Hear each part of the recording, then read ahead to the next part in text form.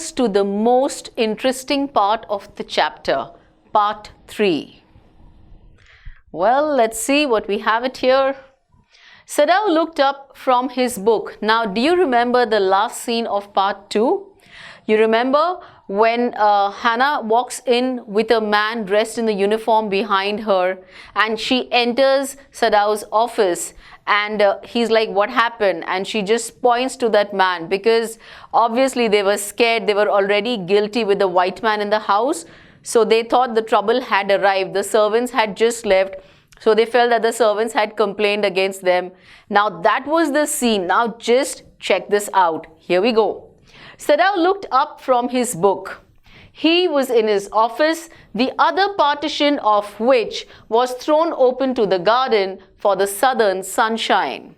Now, where he was sitting in his office, right, the other partition, the other door which opened towards the south, towards the garden, you had the southern sunshine. That means the very shady sunshine. It wasn't direct. What is it? He asked the messenger. And then he rose, seeing the man's uniform. He thought there was a messenger, but the moment he saw him in uniform, he immediately got up out of respect. You are to come to the palace, the man said. The old general is in pain again. Well.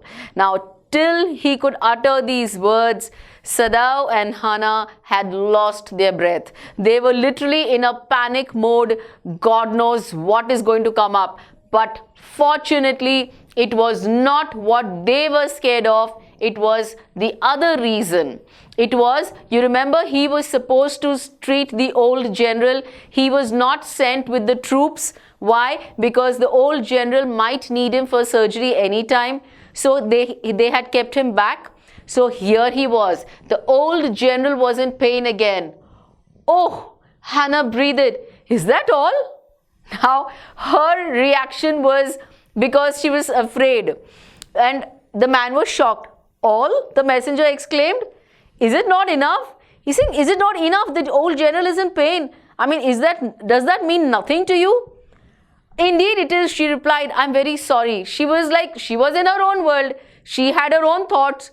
So she was like, oh, of course, definitely it is, and I'm really sorry about the same. When Sadao came to say goodbye, she was in the kitchen but doing nothing. Now he came to tell her goodbye because he was going to visit old general. So he came to the kitchen and she was doing absolutely nothing. The children were asleep and she sat merely means doing absolutely nothing. She was just resting for a moment, more exhausted from her fright than from work. Now, the exhaustion, that mental exhaustion, gets you more sick, right? So she was under that mental stress, and that fright gave her more stress than the work. The physical thing did not bother her even when the servants were not around, but the mental stress was really too much to take. I thought they had come to arrest you, she said. He gazed down into her anxious eyes. I must get rid of this man for your sake. He could not see her, the way she was worried, the way she was scared. He just could not do it. He was not ready, to let her suffer. So what he said, look, I will get rid of this man for your sake. He said in distress, somehow I must get rid of him. I'll manage somehow. Something I will definitely do. In some way or the other, I am getting this man out of the house. Sadao goes to see the general, right? He says goodbye to Hannah and he walks. Of course, the general said weakly, I fully understand, but that is because I once took a degree in Princeton, so few Japanese have. He says, now here Sadao is sharing everything with the general. He literally shared everything. And so now the general is consoling. He's telling him, look, you don't worry. I totally understand what you're saying. But that is because, why I understand is because I myself had gone to Princeton for a degree. So very few Japanese have, not all Japanese go for their degrees to, states. I have gone, so I understand your pain. I care nothing for the man, Excellency, Sadao said, but having operated on him with such success. He says, look, I don't have any concern about this man. I don't even care for him. That's not the point. Excellencies, of course, he was talking to the old general, so that's a mark of respect. But I have operated on him with such success, very successfully I have operated upon him. Yes, yes, the general said, it only makes me feel you more indispensable to me. Now this what you are sharing with me, that the success story of yours with that white man, I totally feel that, oh, how important you are to me. You are extremely important to me because you are very good. You're very good at your work. Evidently, you can save anyone. It just shows that white man was, he had terrible hurt, he was badly wounded, but still you saved him. That just shows how good you are at your work. You are so skilled. You say you think I can stand one more such attack as I have had today. He says, do you think that now today I got an attack, you think will I be able to take another attack? Will I be able to survive? If I get another attack, will I live or will I die? He is asking Sadao. Not more than one. Sadao said, no, your capacity is not more than one. You've already had it now. Then certainly I can allow nothing to happen to you, the general said with anxiety. He says, look, if that's the case, I am definitely not going to let anyone touch you. Nothing on earth is going to happen to you. He convinces Sadao. His long, pale Japanese face became expressionless. There was no expression on his face, totally no emotion, which meant that he was in deep thought. And when you are thinking something, when you're lost in your thoughts, you as such don't have any expression on your face. You cannot be arrested, the general said, closing his eyes. He says, nothing, nobody can do it. I will not let anyone touch you. Suppose you were condemned to death and the next day I had to have my operation. He says, supposing you will be sentenced to death and the next day if I have an operation, how is it possible? How will I survive? So no ways. There are other surgeons, Excellency, Sadao suggested. He says, Excellency, there are many others as well out here. It's not just me. So even if I'm condemned to death, don't worry, you will be taken care of. None I trust, the general replied. He's saying, sorry boss, I don't trust any other doctor out here. The best ones have been trained by Germans and would consider the operation successful even if I died. He's saying, you know what's their story? They will consider their operation successful even if I died. They say, we did our best, but he died. So I don't trust them. And they have been trained by Germans. No ways. I do not care for their point of view. He sighed.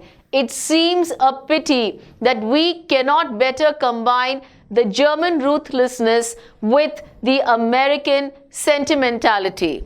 He says, the Americans' emotions, right? And the Germans' harshness. They're very harsh. They're very rude types, So there is no combination of both. It's a pity we cannot better combine the German ruthlessness with the American sentimentality is, their own emotions. Then you could turn your prisoner over to execution and yet I could be sure you would not murder me while I was unconscious. He says, you could turn your prisoner over to execution. You could probably, carry out a death sentence and yet I'm sure you would not murder me even if I was unconscious. The general laughed. He had an unusual sense of humor. Now, obviously, he was trying to, make fun of the whole thing. As a Japanese, could you not combine these two foreign elements? He asked. He says, you're a Japanese. Can't you combine this German harshness and this, the American set of emotions? Can't you combine them? Sadao smiled. I'm not quite sure, he said. But for your sake, I would be willing to try, Excellency. He says, I'm not really sure, but if you are asking for it, I will definitely want to try it. The general shook his head. I had rather not be the test case, he said. He says, don't try it on me. Please don't do that. He felt suddenly weak and overwhelmed with the cares of his life as an official in times such as these, when repeated victory brought great responsibilities all over the South Pacific. Now, here the general, he shut his eyes, he says, don't try it on me, and then suddenly he felt weak. He felt, a lot of weakness, but he was overwhelmed with the cares of his life as an official. He was overwhelmed as in he was overpowered by the same kind of emotion. He felt that as an official, the care that he had got in times such as these, when repeated victory brought great responsibilities, he kept on winning, and of course, because he got the victory, with that came a lot of responsibilities. So yes, he even shouldered that. He was even taking care of that. All over the South Pacific, all throughout that area, it was he who handled it. It is very unfortunate that this man should have washed up on your doorstep, he said irritably. He says, now why did this thing happen to come? Why did he happen to come to your doorstep? Was he washed onto your doorstep? I feel it so myself, Sadao said gently, saying, I keep wondering myself, why the hell did he come at my doorstep? For what reason? For what joy? No clue. It would be best if he could be quietly killed, the general said. Now the general is finding some way out to remove the white man from Sadao's house. Now they are cooking up another thing. They are cooking up another plan to see how the doctor can be safe. The general just wants him absolutely safe. So he starts thinking. He says it would be best if he could be quietly killed. Now, not by you, of course, but by someone who does not know him. He says, look, we can do something. We can get this man killed. But not by you, obviously. We will send someone else who can actually do this for us. I have my own private assassins. Private assassins as in personal people who commit murder under orders from someone else. Now they take the general's order and then they go and they kill. Suppose I send 2 of them to your house tonight, or better, any night. You need know nothing about it. He says, you don't worry. Nothing will happen to you. You just stay at your place. Absolutely nothing will happen to you all. It is now warm.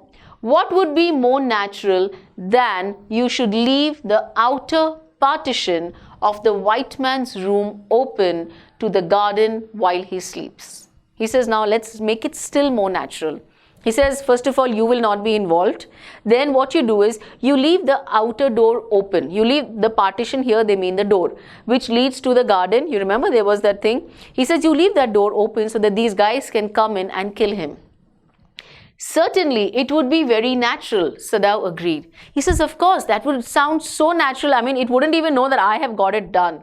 In fact, it is so left open every night. He's saying, in fact, most of the times the door is open. So that will definitely not be an issue. Good, the general said, yawning. Now he was tired. They are very capable assassins. Capable means they have the ability. They are very skilled. They are very, good at their work. So they are very capable assassins. They make no noise and they know the trick of inward bleeding. What do you mean by inward bleeding? Internal bleeding due to an injury. Now, whatever injury, whatever harm they do to that person will bleed internally. So internally also, if you bleed, you have less chances to survive, because the whole thing starts getting, definitely, the bleeding is happening internally, it's not oozing out. So obviously there are chances of you dying much more. If you like, I can even have them remove the body. He says, don't worry, first they will kill him, and if you say so, then I will also get his body removed from there. Sadao considered. That perhaps would be best, Excellency. He agreed, thinking of Hannah. He says, oh my God, now you remember he saw the anxious eyes of Hannah when he was leaving. So thinking of that, he gave it a thought and he said, I think that would be really best. Get him killed and take him away from there. I'll be free. He left the general's presence then and went home. He left from there, he went home, thinking over the plan. He was constantly thinking, okay, now what next? In this way, the whole thing would be taken out of his hands. Now, this plan was so nice, it was so beneficial for him that he would have no issues at all. So he said nothing would, come on he would get free from all the trouble. He would tell Hannah nothing. He knew if he would mention it to her, it would be another additional problem. So no way, no more stress for her. Since she would be timid at the idea of the assassins in the house, she would be shocked, she would be scared, she would be still in double tension if she got to know that the assassins have come to their house. And yet certainly such persons were essential in an absolute state such as Japan was. Absolute state is absolute authority. They were authoritative. Now the general was going to send them, so there was no harm happening to them.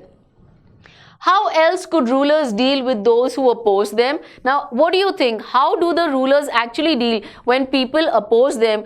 How else do? They do such things only. They get such things done.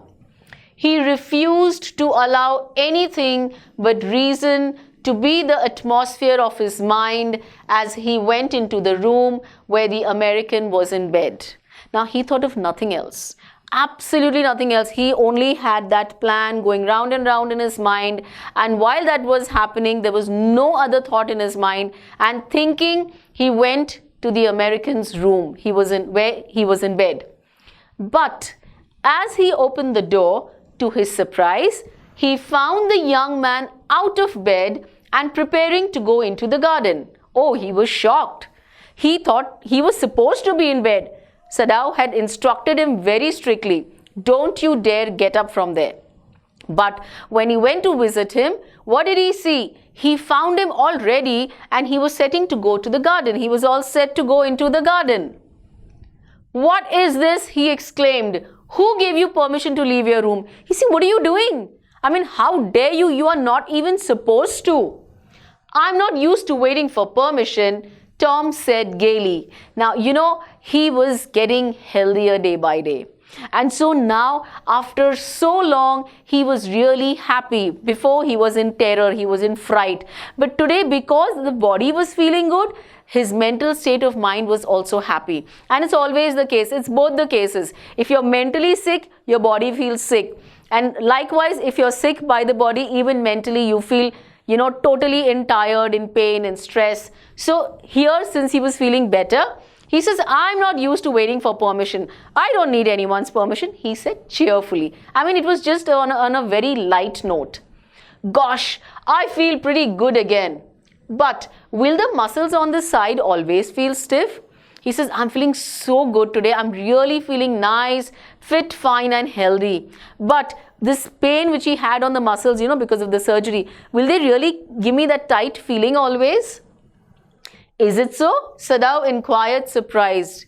He forgot all else. He saw him so happy and he forgot everything else. Now I thought I had provided against that, he murmured. He said, hello, I think I had asked you not to get up from bed. I was totally against it. He lifted the edge of the man's shirt and gazed at the healing scar. He lifted his shirt to see how, well that wound was healing. That scar, that cut which he had, was it getting better? Massage may do it, he said, if exercise does not. He says that stiffness will go with the massage, maybe not with the exercise, but yes, a massage will definitely help you. It won't bother me much, the young man said. His young face was gaunt under the stubbly blonde beard. He says, I don't think that would give me much of a problem. His young face was gaunt, lean due to suffering or hunger. Now, obviously, he had gone through such a big problem, such a physical problem. Obviously, it would reflect on the face. It will show on the face. Even when you get out of fever, your face is so weak, so pale. So, obviously, this guy had faced a lot of issues. So, it was to show on his face. Under the stubbly blonde beard, stubbly means covered with stubble, his beard the way it was. Say, doctor, I've got something I want to say to you. If I hadn't met a Jap like you, a Japanese, short form. Well, slang, Americans are all about it. Well, I wouldn't be alive today, I know that. He's, very happy, in a very joyful mood today. And he says, doc, I feel like telling you this today. Had I not met a Jap like you, a Japanese like you, I'm sure today I wouldn't have been alive. I know that. Sadao bowed, but he could not speak. He bowed down, but he did not utter a word. Sure, I know that, Tom went on warmly. His big, thin hands gripping a chair were white at the knuckles. Now what did he do was, his big, thin arms, his big, thin hands gripping a chair, he tried taking a chair, were white at the knuckles, were gripping tightly. They were actually holding it tightly. I guess if all the Japs were like you there wouldn't have been a war. He says if all the Japanese were just like you, if they had all this love, this emotion, this concern, this care, this humanity, if all of them had it, I'm sure there wouldn't have been any war. Perhaps, Sadao said with difficulty. What do you mean? Why did he say it with difficulty? Because he had just cooked up a plan with the general to kill him. So how could he do it? He said perhaps, maybe. And now I think you had better go back to bed. He says, look, now enough of everything. Now you better go and take good rest. Sadao slept badly that night. He was totally disturbed. He couldn't sleep because of the plan with the general. Time and time again he woke thinking he heard the rustling of footsteps. Again and again he kept thinking, though it was not really there, but he kept thinking that he could hear the soft or the muffled cracking sound of footsteps. The sound of a twig broken or a stone displaced. He said maybe, somewhere they walk and the noise comes, or a stone moves, something of that sort, some noise in the garden, a noise such as men might make who carried a burden. Now, who carried a burden as in? You remember, they were supposed to kill him and they were also supposed to remove the body from there. So, obviously, when you carry somebody, that when you walk with that weight, the noise comes. The next morning, he made the excuse to go first into the guest room. Now, he just wanted to see, did it happen last night? If the American were gone, he then could simply tell Hannah that so the general had directed. He says, now if I go and I see, because you remember the general told him maybe today or maybe any other night. He did not promise him that it would happen on the same night, right? So he was not sure. So he tried making an excuse to go to the guest room, and he thought that if at all I don't find him there, then I'm going to tell Hannah that it was the plan of the general. But when he opened the door, he saw at once that there on the pillow was the shaggy blonde head. As soon as he opened the door to check whether he is there or no, there he saw the long, thin and unkempt, untidy blonde head. He could hear the peaceful breathing of sleep, and he closed the door again quietly. He found him fast asleep, and very quietly he closed the door. He is asleep, he told Hannah. He is almost well to sleep like that. He says now he's good enough, he's fine enough that he can sleep so well. What shall we do with him? Hannah whispered her old refrain. Now this was the line she kept repeating time and time again. What do we do? They were unable to get any kind of solution because they knew that his presence in the house was like a sword on the head. That means they were at total risk.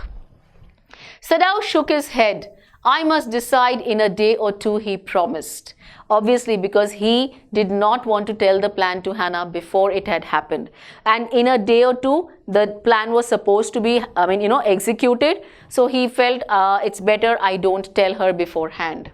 But certainly he thought the second night must be the night. He says, now I'm sure if last night it did not happen, this night it will definitely happen. There rose a wind that night, and he listened to the sounds of bending bows and whistling partitions. Now again came the night, again came all the suspense, again came all the tension. He could not sleep.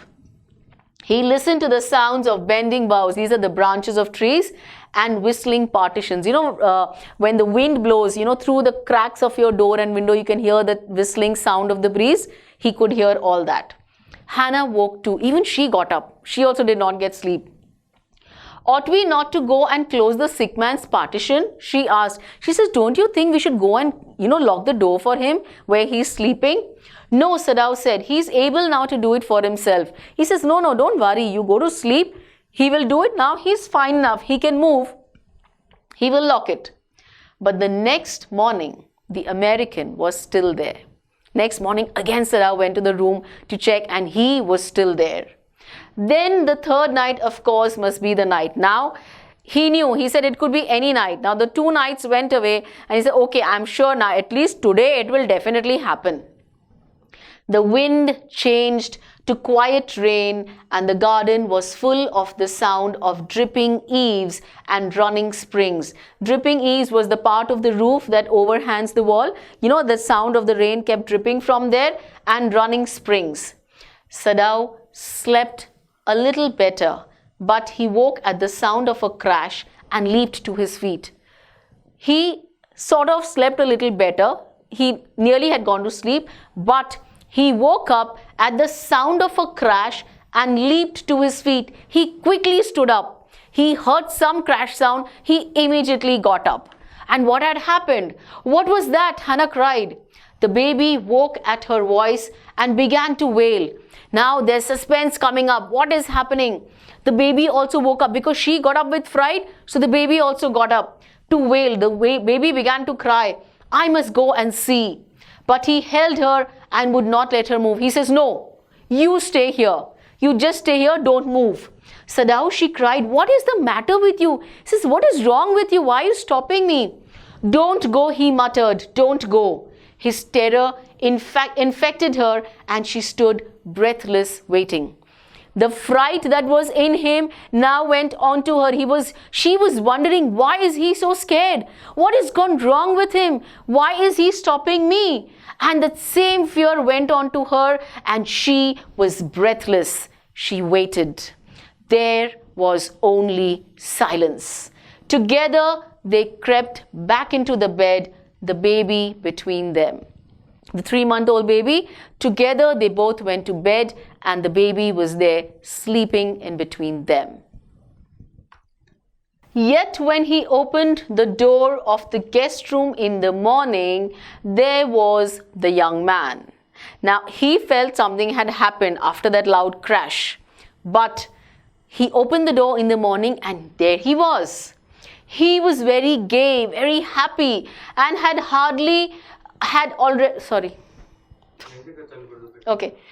Yet when he opened the door of the guest room in the morning, there was the young man. He was very gay, he was very happy, and had already washed and was now on his feet. He was totally fresh, and he was already on his feet. He was standing. He had asked for a razor yesterday and had shaved himself, and today there was a faint color in his cheeks. I am well, he said joyously. He had asked for a razor, he had shaved himself, and there was a faint color in his cheeks, a sign of good health. Now he was looking much more better. When you're sick with all the dull face and the beard and the long hair, you tend to look more sick. But now because he had shaved, he was looking way better and way healthier. Sadao drew his kimono round his weary body. He drew his kimono, the Japanese garment, around his weary body, which is a very tired body. He could not. He decided suddenly go through another night. He says, oh my God, still to go through one more night? It was not that he cared for this young man's life. It's not that he was caring for him. No, simply it was not worth the strain. It was not, that great effort, that tension. He didn't want to go through that. It's not that he cared for him. That was not the point. But he says still again one more night of tension to go through. It was not really worth it. You are well, Sadao agreed. He lowered his voice. You are so well that I think if I put my boat on the shore tonight with food and extra clothing in it, you might be able to row to that little island not far from the coast. He's saying, see, you're really good enough. You're really healthy enough. You're fit and fine right now. Right now, even if I put you on a boat with extra food and clothing, you can definitely go, to the island which is not far from the coast. It is so near the coast that it has not been worth fortifying. It is so close that it is not even, providing a defensive structure. It's just very close, so you won't have any issues. Nobody lives on it because in storm it is submerged. Yes, because in storm it is submerged, as in because during when there's storm, that island goes totally underwater. But this is not the season of storm. Right now, it's not even the season of storm, so you will be fine. You could live there until you saw a Korean fishing boat pass by. He says, look, go and live there, and as soon as you see a Korean fishing boat pass by, please hop onto that. They pass quite near the island because the water is many fathoms deep there. He says the ship is pretty close to the island. Generally, ships don't come so close because it's not that deep. But in this case, it is very, very deep. So the ships pass pretty close by and you can definitely get onto there. Fathoms here is a unit of length, which is 1.8 meters. But yes, it is extremely deep. The young man stared at him, slowly comprehending. Do I have to? He asked. He was slowly understanding the whole thing. Then he asked him, he said, do I have to? I think so, Sadao said gently. You understand. It is not hidden that you are here. He says, please try and understand. Those two servants have known that you are here. So it is not a secret. It is not a hidden fact that you are here. The young man nodded in perfect comprehension. He says, yes, that's very true. Okay, he said simply. Sadao did not see him again till evening. Again, until evening, he did not see him. He did not meet him. As soon as it was dark, he had dragged the stout boat down to the shore and he put food and bottled water that he had bought secretly during the day, as well as 2 quills he had bought at a pawn shop. Now, what did he do? As soon as it was dark, he had dragged the stout boat, which was a, heavy built boat, right? And in it, what did he do? He put food, he put water, and all this he had bought secretly during the day, as well as he put 2 quills he had bought at a pawn shop. Now, this is a store that lends money in exchange for a valuable thing. So, he had given something to get all those things. The boat he tied to a post in the water. He tied a boat out there, for the tide was high. It was high tide. Night time is generally high tide. There was no moon and he worked without a flashlight. There was no moon also, and he did not even use a flashlight. He was working in extreme darkness. When he came to the house, he entered as though he were just back from his work. Now here Sadao, he came to the house and pretended that as though he's coming from his work. And so Hannah knew nothing. Hannah knew absolutely nothing about what he had done to the boat, the food, the water, the quilts, nothing she was aware of. Yumi was here today, she said, as she served his supper. She says, you know what? Yumi, you remember Yumi, the nanny of the children? She had come. She's informing Sadao about it. As she served his supper, the evening meal. Though she was so modern, still she did not eat with him. Yes, now here she was a very modern girl, but still she never ate with him, with her husband. Yumi cried over the baby. She went on with a sigh. She misses him so. Now Yumi had come to see the baby, the 3-month-old baby whom she had taken care of. She was missing the baby, so she came to play with him. The servants will come back as soon as the foreigner is gone, Sadao said. He says, don't worry. These servants are away not because of you and me. They have gone because of the foreigner. So once that foreigner has gone, they will definitely come back to us. You don't worry. He went into the guest room that night before he went to bed himself and checked carefully the American's temperature, the state of the wound, and his heart and pulse. Now, before he went to bed, he knew today he's supposed to board the boat and he's supposed to row away. So he made sure that he's perfectly all right. He checked his temperature. He checked the state of the wound. The wound is absolutely okay. He checked his heart. He checked his pulse. He checked everything just as a doctor would generally. The pulse was irregular. It was not steady. It was irregular. But that was perhaps because of excitement. Now, obviously, he knew he had to get onto the boat all alone and he had to row to the other side. So, obviously, out of excitement, the pulse was not normal. The young man's pale lips were pressed together and his eyes burnt. Now, he was going to go through something else. Only the scars on his neck were red. Only those scars which he had, only those were red. Otherwise, he was okay. I realize you are saving my life again, he told Sadao. He says, I know. Again, you are saving. Otherwise, I was a prisoner of war. You could have handed me over to the police. But once you saved me from dying, and now you are saving me again from getting into the prison or falling into trouble. Not at all, Sadao said. It is only inconvenient to have you here any longer. He says, don't think I'm saving you. The problem is because of you, I am facing problems. So for that reason, now I want you to leave. There is too much of inconvenience, too much of trouble that we have gone through. He had hesitated a good deal about giving the man a flashlight. He was not sure that should I, escort him with the flashlight or should I give it to him? But he had decided to give it to him after all. He says, okay, yaar, he's fine. Theek hai, just let me do it for him. It was a small one, his own, which he used at night when he was called. You remember when he is called to the old general? So that time he had used it.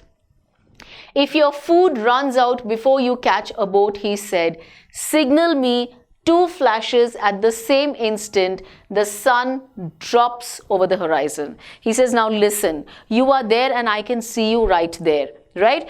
So if at all you don't get a boat and your food is over, then what you're going to do is when the sun drops over the horizon, that means as soon as the sun sets, give me 2 flashes of this light immediately.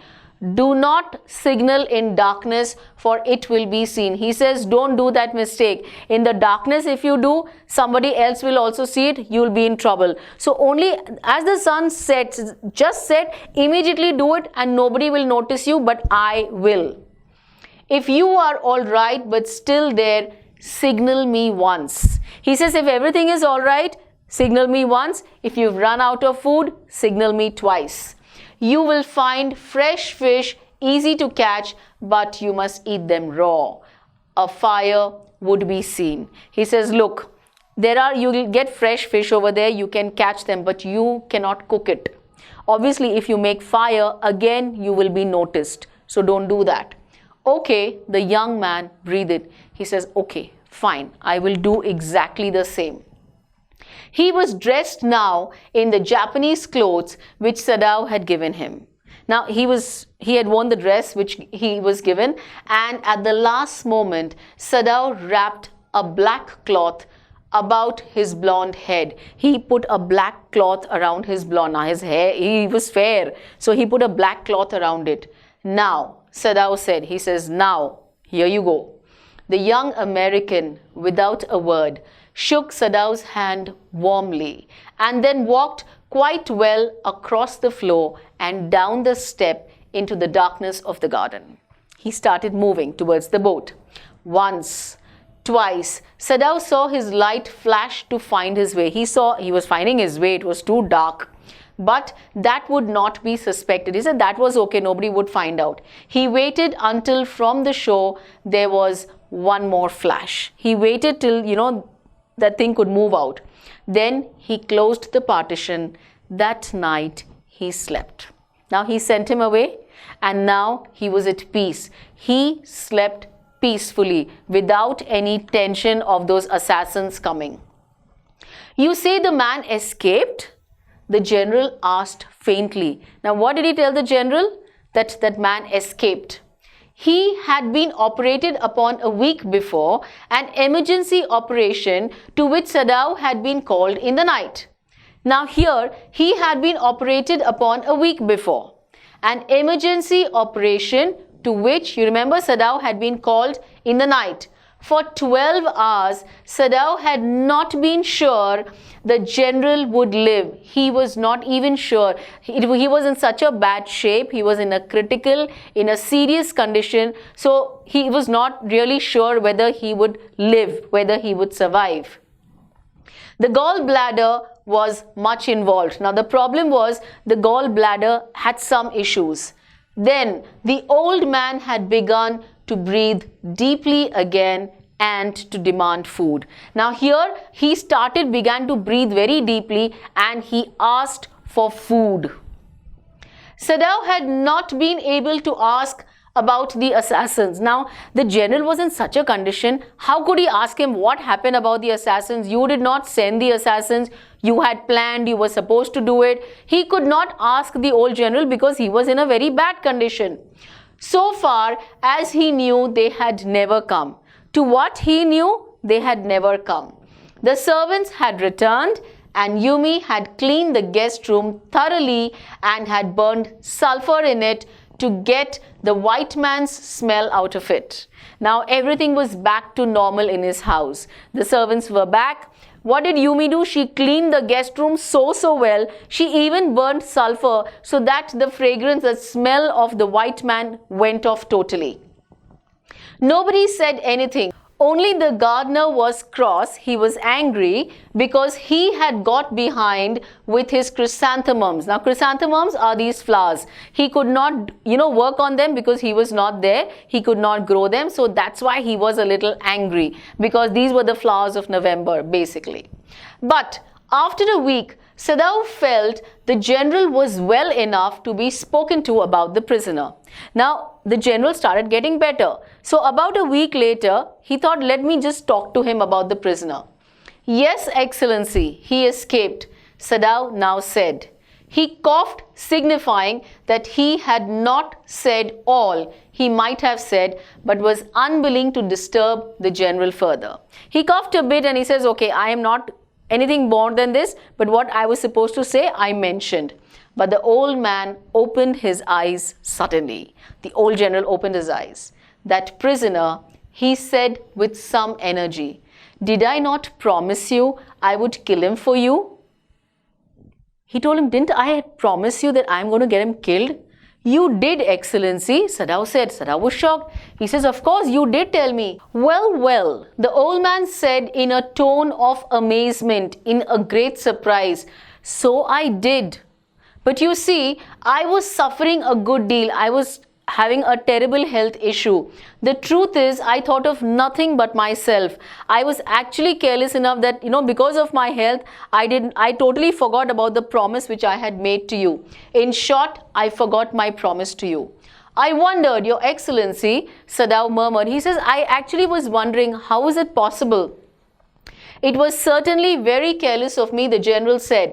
But you understand, it was not lack of patriotism. It's not that I don't love Japan, or it was not that I was, you call it the dereliction of duty, running away of duty, or, running away from my duty. It was not the case.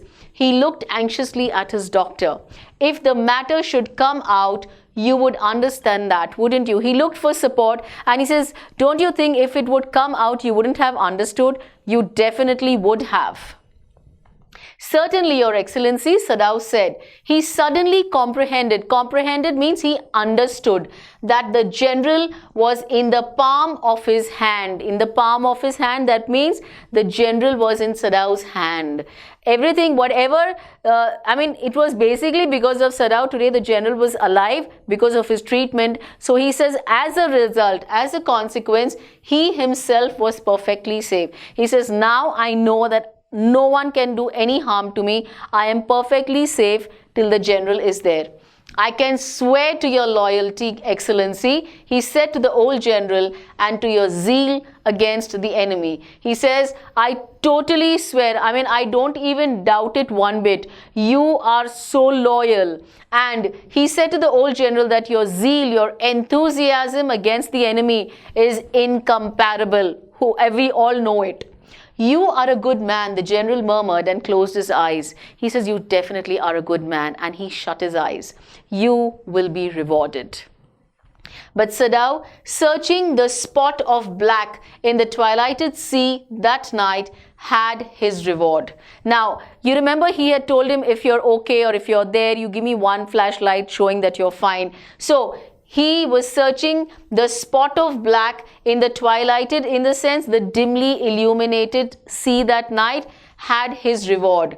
There was no prick of light in the dusk. He did not see any light. No one was on the island. His prisoner was gone, safe, doubtless, for he had warned him to wait only for a Korean fishing boat. He waited. He didn't see any signal coming from there. So he thought, I'm sure he's gone into a Korean fishing boat and now he's away and he is absolutely safe. He stood for a moment on the veranda, gazing out to the sea, from whence the young man had come that other night. Now he was away from all the tensions, from all the trouble, from all the risk, and so he was standing in the veranda and he was just looking at the sea, that same place from where the young man had come that other night. And into his mind, although without reason, there came other white faces he had known. The professor at whose house he had met Hannah, a dull man, and his wife had been a silly, talkative woman, in spite of her wish to be kind. Now, while he was standing there, he started thinking of all the white people he knew, all the Americans he had known when he was studying over there. So he spoke of the professor, he thought of his wife who was so talkative. He remembered his old teacher of anatomy. He remembered when he was teaching him anatomy, who had been so insistent on mercy with the knife. Insistent as in he was not at all, having any mercy with the knife. He would just make him do things. And then he remembered the face of his fat and slatternly landlady. Suddenly he also remembered the flat face. It was the fat and the slatternly landlady. Slatternly means dirty and untidy in appearance. So, she was not at all properly dressed even. He had had great difficulty in finding a place to live in America because he was a Japanese. Now, when he was there, he had had all the issues. He had had great difficulty in finding a place to live in America. Why? Because he was a Japanese. The Americans were full of prejudice and it had been bitter to live in it. They were full of prejudice means they had their own preconceived notions without actual experience. They did not really bother. They were okay. They had their own beliefs. Knowing himself, they are superior. Now here it had been really bitter to live in it. Those notions that they had, knowing himself, they are superior. He said, knowing that I was superior to them, but yet I had to live with it. How he had despised the ignorant and dirty old woman who had at last consented to house him in her miserable home. How he hated, he despised, he hated that lady who actually gave him shelter in her house, but that house was really terrible. He had once tried to be grateful to her because she had, in his last year, nursed him through influenza. But it was difficult, for she was no less repulsive to him in her kindness. Now, at one point of time when he, it was his last year and he had got influenza, he was suffering from influenza. So she had taken real good care of him. So he wanted to be a little kind to her. Otherwise, obviously, he hated her. But at that point of time, because she had taken care of him, so he was ready to be kind to her. But it was difficult. Why? Because she was no less repulsive. She was equally that same person who would just give it back to him in her kindness. Now he remembered the youthful, haggard face of his prisoner. The youthful, haggard as in looking exhausted or unwell. White and repulsive. Now he thought of that face. He thought of that prisoner. And that whole thing came back to his mind. Strange, he thought. I wonder why I could not kill him. He says, I don't understand why I didn't kill him.